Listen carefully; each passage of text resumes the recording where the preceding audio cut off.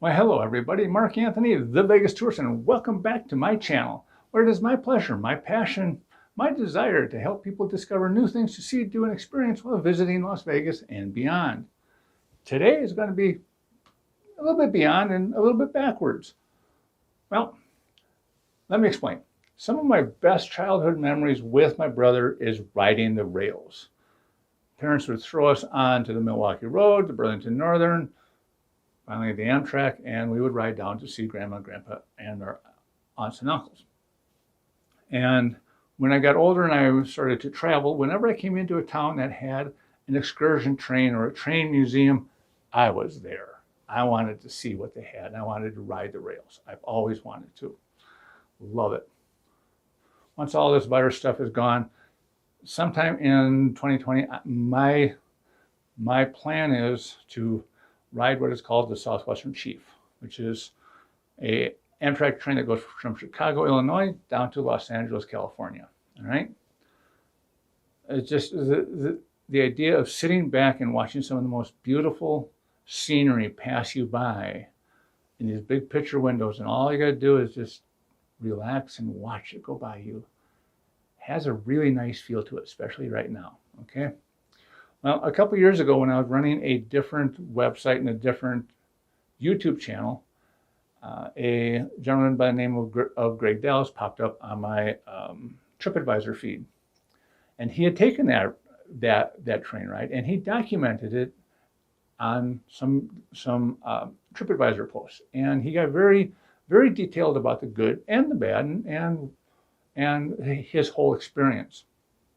Well, I hooked up with him and we did this Skype interview where he talks about it. So now remember, this is for a now obsolete channel and website, so you're going to see references to them. Just ignore them. I tried to cover them up as best that I could, and this was 2016, 2017. So, and I will have some notes as well. All right. So here it is, ladies and gentlemen, and catch me on the flip side, all right? Today's hangout is kind of an interesting one. Some of us of a certain age group reminisce about the years of traveling on the railroad. And I found someone who did a fantastic trip. His name is Greg Dallas. Greg, you want to say hello? Sure. Hello, everybody, and thanks for having me, Mark. All right. I grew up in Minnesota. On the weekends, my parents liked to throw us kids onto the train, send us down to the grandparents, so I got to ride the Milwaukee Road, the Burlington Northern, and all that. 1971, that all changed. All of the passenger railroads merged under the National Railroad Passenger Corporation Act, which was a government group, and became what's known as Amtrak.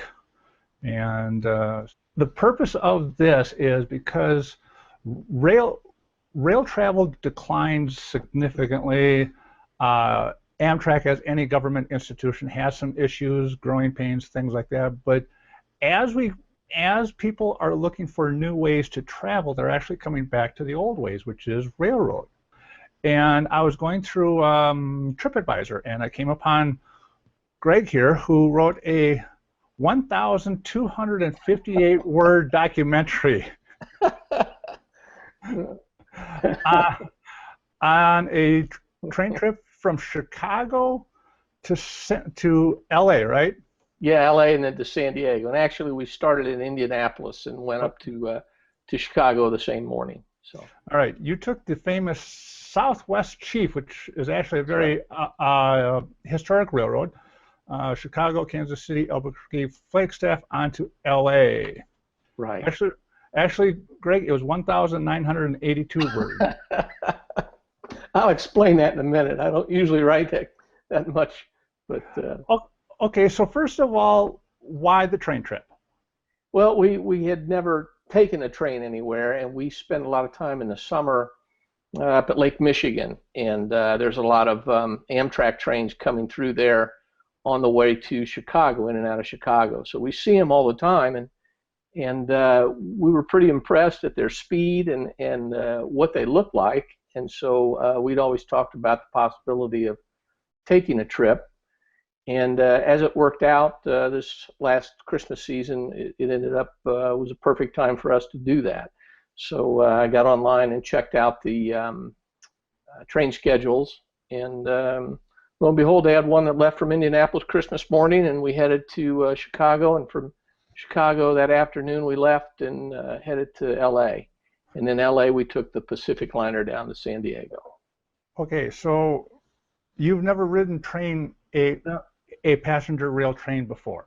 No, just little fun trains here and there, but we've never been on a passenger train. And my goal was to get on a train that I would spend a night or two, preferably a couple nights, and to give it a try and see how it went. Because we both kind of had the same feeling, my wife and I, that it's probably not going to be around much longer if they don't get some funding for it. So from start to finish, how many days? What was it? So it's 2.5 days.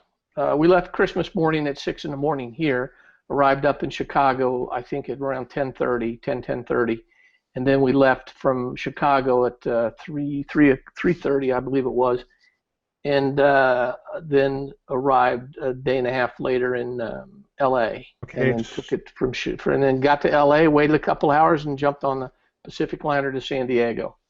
Okay, so what made you write the review that you did? Well, as we were going along, of course, they have the Wi-Fi on the train, and so I was posting some pictures and putting some things up on my Facebook page. And I had never had so many comments and questions and things coming into me about what this was like, what the whole thing was about, and why we did it, and what it was like. And so I was pretty amazed by that, and how many of my friends and family, had really had a big interest in it. So I just figured, instead of answering everybody's individually, I would just put together what I would like to know if I was taking a train trip. I mean, everybody has their own way of traveling, and what makes them happy and what makes them upset. We're pretty easygoing, but it was just a review to put together so that it answered a lot of questions for a lot of my friends. And as it ended up, it got a little bit bigger than what I originally intended it to do. Well, it's interesting because efficiency, enjoyable experience, and government normally those normally don't go. Yeah, and and it is funny because there's a lot of people that are like, train trip? Probably. People thought we ran out of money. I mean, yeah. we were in trouble. But as it turned out, it was absolutely a wonderful experience, and a lot of the people who read the reviews are going to book train trips that were friends of mine that were in the same situation. Right. I mean, I'm sure there's a lot of people that have taken the trains. I mean, the East Coast is packed with them, and a lot of people use them every day for their get back and forth to work. For us, it was just for pleasure. And that's what I would like to get at is, what was your feeling, basically from start to finish? You're at the terminal, you're about to embark on this journey, Right. I mean, Right. This is an outdated mode of transportation where you're like, Right. Okay, should we just go to the airport instead? Right. And we were a little apprehensive. Where we leave from in Indianapolis is in a Greyhound bus station. And when you're in a Greyhound bus station at 5 in the morning, 4:35 in the morning, it's maybe not the most desirable place in some cities that you want to be. But we got on the train. It was right on time. I was impressed with that. I had no idea what to do with my luggage. So when I got there, I asked the lady who was at the desk, and they said, you can put your luggage, check your luggage here, and the next time you see it, it'll be San Diego. And we looked at each other, and we looked around, and we thought a couple times about it, and then we decided, let's just do it. So we put carry-on luggage on, and then we checked the luggage there, and it was incredibly simple. And then we got on as a coach passenger from Indianapolis to Chicago. We had reserved coach seats, and it's very comfortable. I mean, I was really impressed with the size of the seats and the room that you had around your feet and your knees. And for taller people, which I'm not that tall, but I would think for taller people it would be similar to what a first-class airline seat would be. Okay. Yeah. Uh, okay. Now from there it goes to Yeah. Chicago, and there's okay. Go Now to Chicago. Now, when we get to Chicago, there's well, obviously we didn't need a sleeper room from from yeah. Indianapolis to Chicago. It's a 4-hour trip. But when we got to Chicago, I had purchased a roomette for us to have between Chicago and LA, and not knowing what traveling on a train is about and looking at the types of rooms they had, I chose a roomette that had a bathroom at the end of the hallway. In part, it was a little more economical, but also I had a fear. If you've ever been in the back of an airplane or you've sat in the back of a bus, you really don't like the smell of a chemical toilet, to be around you all the Right. time. And when I look at some of the rooms that have a toilet in them, and I'm thinking I'm not so sure that we might not be for a day and a half in a room that has the Right. fragrance of chemical toilet. So we chose a roomette, just walked down the hallway or downstairs when we had to take a shower. So One of the parts that I love about the rail is, is really you're stuck on it, yeah, so you might as well just kick back, relax, and just right. let the world go by. That's right. And then you get to hear, that rocking motion of a train is just so, uh, Soothing. It's kind of yes, yeah, it's kind of a soothing, kind of a rhythmic thing, and it kind of helps you relax because I mean, there's a lot of people I think that travel like me who work every day, and you get these small breaks, and you just can't, it's just almost really hard for me anyway to just unwind and to say that okay, I've been working for the last 6 months, and now in one day I'm relaxed. It takes me a little time to feel like I've unwound a little bit, and that yeah, that motion does help do that, and it kind of keeps your mind off of things, and every time you look out, there's something different going by. right. Have you ever traveled across country by car? Not all the way across. I've gone some distances, but I've never gone like coast to coast or even from here to the West Coast. I've been Yeah. to the East Coast, but it's a little bit shorter. But it Okay. would be a long time. I will say this: it was incredibly impressive to us hearing the things that we heard or what we had these preconceptions about what would happen. Is that the train, the Amtrak train, was spot on time. I mean, we didn't run late until we had an issue somewhere. I think in Kansas City that they had a little delay to wait for something, but it only put us like 10 or 15 minutes behind. I mean, my experience for a one-time train traveler was Yeah. I was incredibly impressed with how spot on time they were. What was the staff like? I guess is my first Yeah, the point. staff was the staff and the people on the train are incredible. On our train, they were incredibly friendly, and we didn't meet a person who looked like they didn't want to be there. That was associated with the Amtrak that we rode. And as far as the people that were around us, we were really lucky in that the people right across from us were very experienced train travelers, and so they gave us some tips on things as we were going along. But we weren't sure about how to do the dinner thing, and and do they really come by and get your information, and so on and so forth. And they kind of coached us along the way. They had little Christmas lights set up in their room along the windows. They had a nice little setup in there, and I think he told us they'd been on every train except for one that went up to Canada. Yeah. So I never experienced it.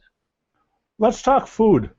Food was incredible. That was probably one of the biggest surprises. I mean, yeah, I'm going to say I'm not going to say it's a 5-star restaurant, and everybody has, just like train trips, everybody has their opinion of what's good food and what's bad. But for me, I was really impressed. I mean, that was a steak I had one evening with the green beans and the baked potato, and that was included in our roomette. When you get a roomette, as it's called, or you're considered first class by their classifications. I wouldn't consider a roomette first class to travel very far, but they consider it first class, and so the food is included with your room, which was kind of a surprise to me. And you just have to leave a tip if you get good service, and we did. The people in the dining room were excellent. We made some great friends because they seat you with people, and you would, at first you see that you look down the aisle and you think, oh, they're going to put me there with those people. and then they do, and as it ends up, it forces the interaction, and you end up Right. making some nice friends. We made some great friendships there, just on a day and a half trip. Have you ever cruised? Have you ever been on a cruise? Yeah, a lot of cruises. I've taken about 10 cruises. How would you compare this to a cruise? Cruise, I would say that well, first of all, it's easier getting on and off of, much easier. And secondly, it's I would say that the bathroom facility for the shower, if any people that listen that have never taken the train, I would compare the size of the shower to what you would have on a cruise ship. And I would say that they're more prepared for food on a cruise, but for what we had for a couple of days, the food was phenomenal, and the facilities were great. The conductor asked everybody at the beginning of the trip to make sure, there was 500 of us on this train. He said, do your cabin mates around you a favor, and when you go to the restroom, just kind of tidy it up before you leave. And I never went in one time where it wasn't clean, and I did the same thing for everybody else when I left. But it was coffee at the end of the hallway. They had coffee and water, bottled water and ice for you. That was a nice little touch too. Kind of also with the cruise, the whole interaction, the seating of with other people. Yeah, exactly. Yeah, and it's very comparable to that. And one of the neat things about the roomette and having them consider you first class was that when we got to Chicago, there's like a lounge for people that have sleeper cars. I can't remember. I think I might have wrote in the review what it's called, but right off the top of my head, I don't remember the name of the lounge. But I was blown away by that. I mean, it had a fireplace in it. It had internet with computers for you to use. They had leather chairs. They had snacks and soda machines with juices and chips and things. They had some fruits and apples and bananas, I think, and things, and some brand bars or granola type bars and things like that. So I mean, and that was a nice place to wait for your train. And then when your train came to the station, instead of walking out the hallway and standing out in a concourse, they had like a private exit, and they would just call you if this is your train, line up over here, and then they took you a back way through to the train. And that was kind of a nice touch that I completely didn't expect to happen. But not that there would have been anything wrong with hanging out in the concourse. Some of those stations are beautiful. Yeah, Chicago's got, Beautiful. It's the old. Oh, it's beautiful. It's the old station. Okay. Yeah. From Chicago to LA, were you on the same train the whole time? Yes. We were on Southwest Chief number 3, I think was the. Okay. Event. Kids. Kids, yeah, we had some kids close to us, and fortunately, we had parents who were very conscious of the other people around us, and I thought the kids were wonderful. They I don't know what they were. They're probably playing Game Boys or some kind of a game in there, and they would get up and walk around occasionally. They do like and they do tell you that if you have children with you under the age of 12, you need to accompany them wherever they would want to go. And I would say that that's not because they're worried that your kids are going to get in trouble. It's that that train really moves around quite a bit, and when you pass between one train to another, it's you got to hang on. And like I think I put in a review, if you're an elderly person and you require any kind of assistance, you want to have an escort with you, because it's when you're moving up and down the aisle and that thing's going 80 or 90 miles an hour, it moves you around a little bit, and you have to kind of have sea legs, I guess. Okay, speaking of that, Mm-hmm. let's go to this one here. You have a post of 94 miles an hour? Yeah. I downloaded this because I was sitting there with my wife, and I said, I wonder how fast we're going. And so I found this mile per hour deal, and I put it up, and I don't know exactly at what point that was, but I could definitely tell we were moving. And moving. I said, yeah, we were going along pretty fast. Now, because of all the stops, you don't sustain that, unfortunately, or you get there a lot faster. But, you you do hit some pretty good speeds. Yeah, I was pretty surprised with that as well. What was the ride like at that speed? You know, it was pretty comfortable. I would say that I noticed the type of ride that you were having more when I was in my bunk. There were a couple times where I was kind of slammed up against the window. I thought maybe we were heading off the tracks, but everything held together just fine. But it gets your attention when you're laying down for some reason like that. But it was definitely interesting. You could tell we were moving, and it makes a lot of stops. And Yeah. it was kind of a surprise this whole trip for my wife. So I got on the Wikipedia. I think this is a free online encyclopedia, and then I got the route guide from Amtrak, and then I took every little stop that we had and printed off about a page of history on it. Oh, And okay. and it made the trip really interesting, and it made it interesting for me just putting the thing together for. So, Scenery. yeah, it's beautiful. We went through deserts. We went through what I would call a mini blizzard. We went through, as you could see there, I think that was somewhere maybe in Arizona. So we had, I mean, just all kinds of scenery. You leave in Chicago and it's cold, and you get down through Colorado, and we're in like a little blizzard, and get into parts of New Mexico and out in the desert area, and the scenery just kind of keeps changing around. Did it give you a different perspective of America? Oh yeah, it's beautiful. I mean, there's some places that are just, I mean, they're beautiful to see. I would say this on the train, they have the observation cars that tend to fill up quick. They have Yeah. they have the glass windows that are kind of domed from ceiling to the floor.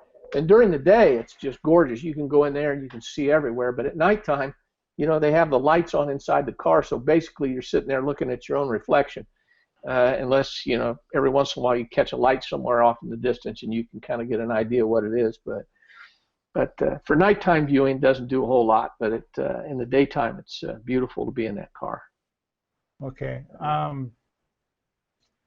So, were there any stops long enough for you to get off the train? Yeah, that's a good question. We kick ourselves for not getting up. So the people that were across the hall from us that were pretty experienced, they jumped off in Kansas City for a little bit because they had just remodeled that Union Station there, and it's supposed Yes. to be beautiful. We had gone through the same thing here in Indianapolis, years and years ago, and then they built a big mall downtown, and it kind of killed it. But the Union Station, I heard in Kansas City, was absolutely beautiful. And we wish we would have done that. Then we did get off in Albuquerque, where they actually, I think some of the Navajo tribes there have some tables set up for you to, you can buy some jewelry or buy some different things. Yeah. That's And what I was going to ask you. that's LA. That's LA Oh, station. It was oh, just that's LA. gorgeous. Yeah, that Oh, station is just incredibly beautiful. And there's even parts of it that jet off to the side where they have weddings and things. They hold weddings there. And you're right in downtown LA. What we ended up doing is we had about 3 hours before our next train, so we went up to they called it Mexican Village, which was just outside of the train station. We went up there and found a nice little Mexican restaurant and had a wonderful breakfast. It was awesome. And so it was a beautiful day in LA, and the palm trees, and the sun was out, and I mean, you're sitting there eating a wonderful Mexican breakfast. It didn't get much better than that. would you do it again? Yeah, it was like a cruise in that we didn't know what to expect. We were a little apprehensive when we got on, and after it was all over, it's like one of those things that you do where you say, "Wow, what just happened?" And then you think about it, and my wife's already said to me, "Well, we need to look and see when we could plan another trip." Yeah, that was on the Pacific Coaster heading down towards San Diego. We found a few empty bottles like that on our trip down. Yeah. Uh-huh. Yeah, Uh-huh. another interesting thing about the train is that you can carry on your own liquor. They just ask you to keep it within your own cabin, which is understandable. They don't want you Right. walking around with glass bottles or different things, and so you could take a bottle of wine or two and made it real enjoyable. a great time on that. Yeah. What was the cost? What was the cost? Yeah, the cost wasn't. Roughly. Yeah, I think that it was around. I think it was around $1,200 total for two of us. But that included the food. That included leaving from Indianapolis to Chicago, which I could have, driven up, or maybe shortened that a little bit, or had somebody drive us up there. But also included your meals and included the meals room. and the room and the view, and the views and the food and the people you meet. It makes it worth the money. Now I did, just because we didn't know what I don't have I'm not retired, so when we got to our destination, we wanted to visit with our family and extend that as long as we could to the last minute. So instead of giving up 2 days to take the train back, we flew home. And I think there's probably a lot of people that maybe do that one-way kind of thing. But it was really enjoyable. It was fun. We got there. We got the luggage. I mean, it couldn't be easier. We got off the train. We walked up to this little area at the station. Guy looks at our ticket and says, "Here's your luggage." And that all took It was actually there. Yeah, it was there. And it took like 10 minutes, And then we just jumped in the cab and headed to our daughter's place in San Diego. Is there anybody that you would not recommend this for? I on that forum I brought this up, and it kind of kicked off a little firestorm about kids. And you gotta understand, I have 3 kids, and I love kids. I love having kids, and I love other people's kids. But to be a parent and to have small children, especially if you have more than maybe 2, and you got to try to control everything and everybody, it can get pretty frantic, I think, for a parent. I think it would be uncomfortable for the parents as much as it would be for the kids. And if you were going for a day, I'd jump right on there and do it. But if you're going to take, a day and a half, 2 days, and you got a couple nights you're going to spend on a train, I think that smaller kids might get bored. Okay. You said that there were like 500 people on the train. 500 on the train. There was 1,000 between the time we started and the time we arrived at our destination that were on and off. And this was another impressive thing that I'll say about the train that I think they really have it together, is that when the train stops and you have a roomette, okay, you've got this little room with your carry-on luggage, and you maybe have some valuables, your computer, your camera, binoculars, whatever you have, and you kind of worry about just walking out and leaving it, because they're not the most secure things. They have little curtains and little doors that'll pull closed, but they load the people on and off that aren't in a sleeper car on a separate part of the train. So you don't have this parade of people going back and forth in front of your room at every stop. And I thought that was very convenient and well thought out, because people aren't walking by looking at your things, or just, oh, look at this, and you're talking to people. You don't even know people are getting on and off most of the time when it stops. You're just kind of hanging out looking out your window. So it's well run, very well organized, and clean. I was amazed how clean the thing was. So clean. I hope that. I've got my in-laws are 84 years old and 85 years old, and they now want to take a train trip just based on what we've told them, and they want to come to Indianapolis from Texas on an Amtrak. So he's looking into scheduling a trip. So I think that it's a unknown. I don't think it's well known how nice it could be, and unfortunately, I hope. I don't have a lot of faith in them, but hopefully the government figures it out before it gets too late, and there's something that they can do to help support it, because it's it's an American heritage. It's part of our history and a treasure to our country, and you kind of hate to see it go away, because definitely you can see the potential when you get on it. But I would just encourage people, take one. Take a trip. Okay. Going back to the previous question here, did it seem like there was 500 people on that train? No, never. Never. And when they called you for dinner, you never waited. They brought you into they'd call you at a certain time and say, okay, you're what time do you want dinner? And you would tell them, and they would say, okay, we'll call you. And when they call you, you head down to the dinner car or diner car, whatever they call it, and I never waited. We just said, okay, yeah, sit right over here, right over here, right over here, and they'd move you through. It never felt like we were in a crowd. Wow. So yeah, I guess I didn't count how many cars were on our train, but the conductor told us that there was over 1,000 people, in the duration time of the trip. And you have people jumping on and off all along the way. Yeah. Yeah. Well, it's, I mean, when you fly and there's 180 people on your aircraft, there's 180 people on that aircraft. You know it.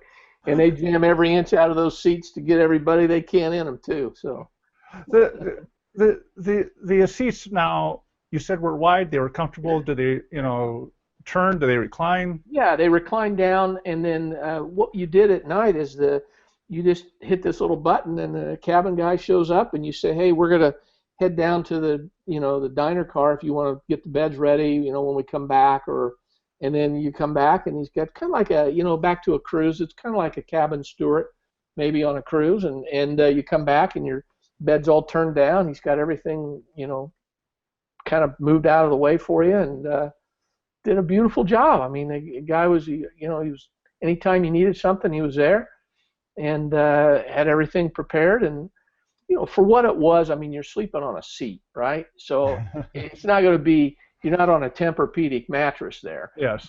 But you survive it, and you sleep pretty good, if you can deal with that. That rocking kind of lulls you to sleep. So it was comfortable. I mean, I don't think I'd want to spend 2 weeks on it, but going for a trip was good.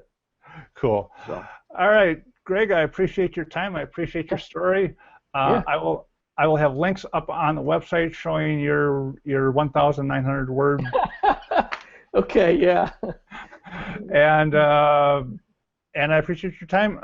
Sure. So when's your next trip? Well, we were just talking about that the other day, and it's probably going to be soon. But we go in the summertime. We go up to Lake Michigan a lot. So I would say our next trip probably be next fall. Okay. Yeah. All right. Greg, if you can hang on 1 second, I'm going to sign off. Well, there you have it, folks. What did you think? Did you ever do something like that? If so, I want to talk with you. All right. Leave me your comments and your questions down below. Hit the subscribe button, hit the little bell button, and as always, if you want more information, you can follow me at thevegastourist.com. All right, Mark Anthony, The Vegas Tourist, and I will talk to you all next time.